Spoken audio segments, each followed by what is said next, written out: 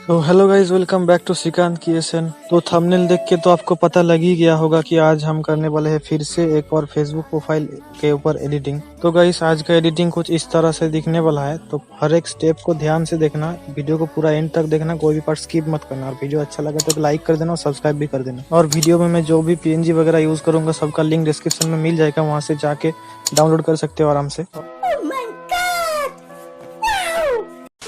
और एडिटिंग में अगर कोई भी प्रॉब्लम आता है तो आप कमेंट कर सकते हो, या फिर फेसबुक पेज और इंस्टाग्राम पेज का लिंक भी मिल जाएगा, वहाँ पे जाके इनबॉक्स कर सकते हो। चलो बिना देरी किए वीडियो को शुरू कर लेते हैं।